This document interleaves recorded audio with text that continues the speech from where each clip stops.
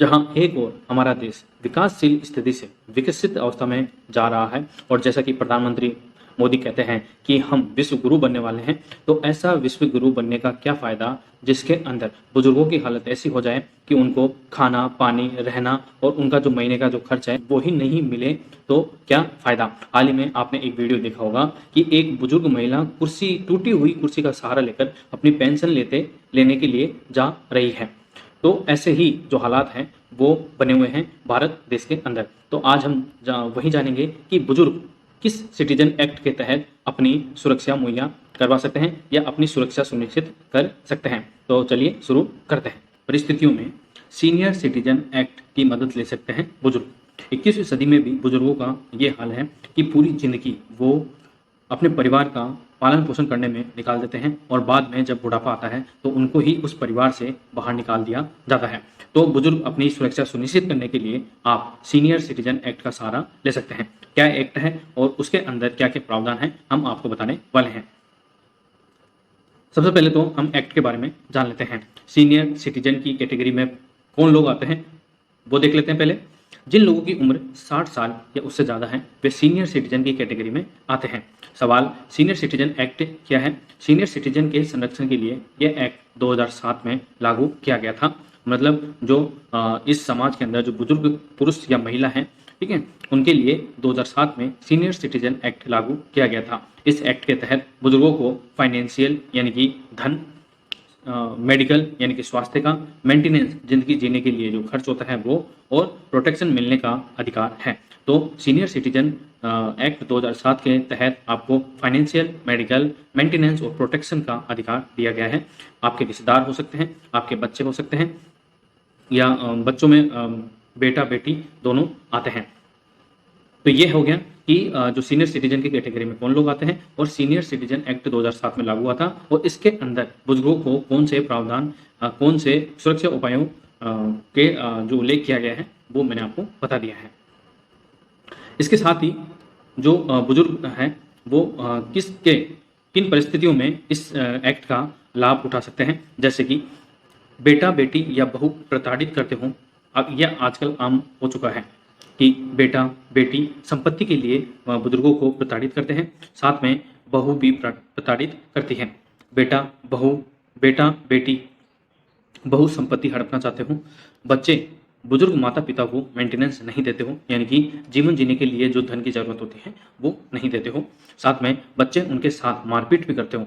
मतलब कितने बुरे लोग होंगे वो जो अपने माता पिता के साथ मारपीट करते हैं।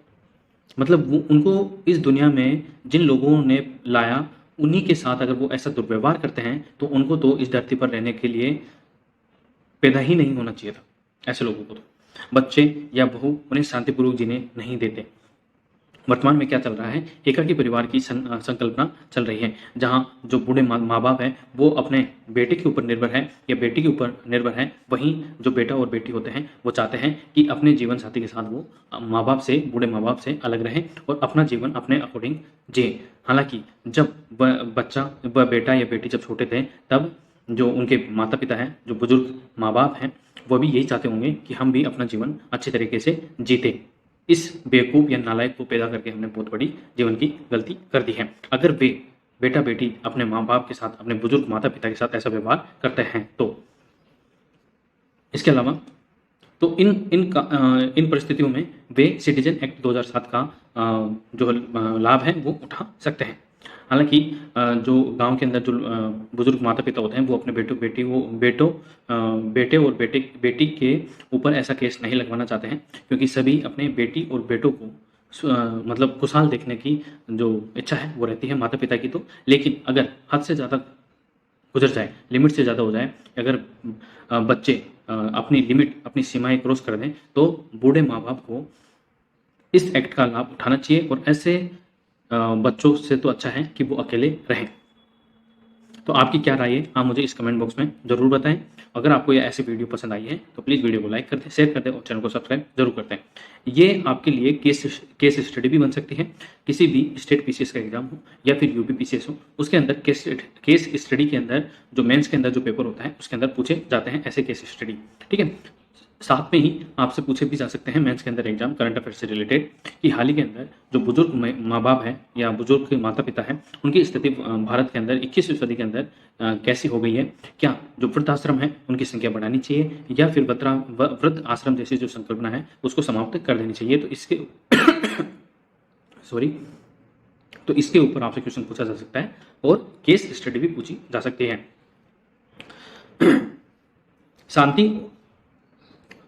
शांति और डिग्निटी यानी कि अपना जो जीवन है वो बहुत ही सम्मान के साथ जीने की जो परिस्थिति होती है उसको डिग्निटी कहा जाता है। शांति और डिग्निटी के साथ बुढ़ापे में बुजुर्ग जी सके इसका अधिकार संविधान के आर्टिकल 41 और 46 में भी दिया गया है, जो कि हमारे मूल अधिकार हैं उनके अंदर शामिल किया गया है। बच्चों मूल अधिकार के लिए नहीं, मूल जो नीति निर्देशक तत्व हैं जो राज्यों के ऊपर निर्भर करते हैं, अनुच्छेद 41 और अनुच्छेद 46 जो ये है नीति निर्देशक तत्वों के अंदर शामिल किया गया है और नीति निर्देशक तत्व भारतीय संविधान के भाग 4 के अंदर शामिल किए गए हैं। बच्चों की जिम्मेदारी है कि वो माता पिता को ये 4 चीजें दें। कौन कौन से? खाना, कपड़ा, घर और मेडिकल फैसिलिटी। इसके अलावा अगर बुजुर्ग के साथ मारपीट और धमकाने पर कितनी सजा मिलती है?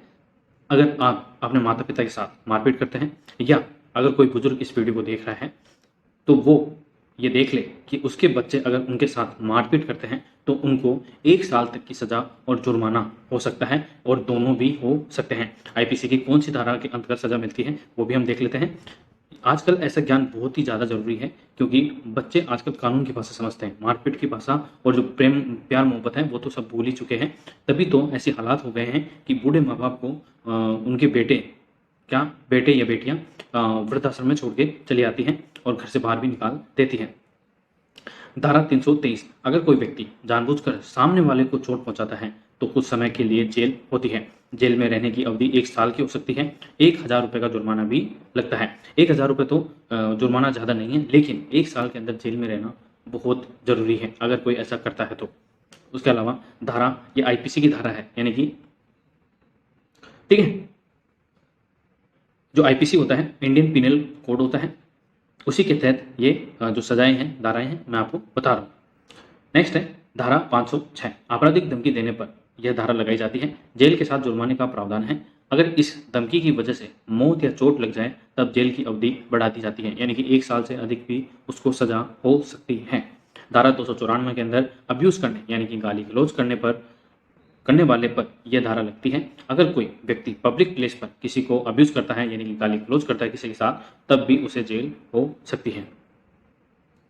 नेक्स्ट जो धारा है वह है कि धारा 352, जब कोई व्यक्ति किसी पर हमला करता है या ताकत यूज करता है तो जेल हो सकती है। इसकी सजा ज़्यादा से ज़्यादा 3 साल तक होती है। इसमें भी सजा के साथ जुर्माना लगता है। तो जुर्माना तो ऐसी स्थितियों में ज़्यादा नहीं होता है, लेकिन सजा अधिकतम 3 साल तक हो सकती है और सबसे कम होती है 1 साल। तो जो बुजुर्ग व्यक्ति इस वीडियो को देख रहे हैं तो वो अपने अधिकारों को जाने और ऐसी परिस्थितियों से बचने के लिए आप सिटीजन एक्ट 2007 का लाभ उठा सकते हैं या उसको उपयोग में ला सकते हैं। अगर आपके साथ आपके बेटे या बेटियां ऐसा व्यवहार करती हैं, बेटे बेटियों में बहू भी शामिल है और ठीक है और रिश्तेदार भी शामिल हैं। तो ये इन्फॉर्मेशन आपको कैसे लगी आप मुझे कमेंट बॉक्स में जरूर बताएं। तब तक के लिए थैंक यू सो मच। और बुजुर्गों का ख्याल रखें प्लीज़, क्योंकि वही है जो हमारे फ्यूचर को पास्ट से जोड़ती है। ठीक है, वही एक कड़ी है, एकमात्र कड़ी है जो हमारे भविष्य को, हमारे जो भूतकाल है उसको जोड़ती है। हमारे जो भारतीय संस्कृति है उसको एक पीढ़ी से दूसरी पीढ़ी तक पहुंचाती है। तो इसलिए बुजुर्गों का सम्मान करें और उनके साथ किसी भी तरह का दुर्व्यवहार ना करें। Thank you so much.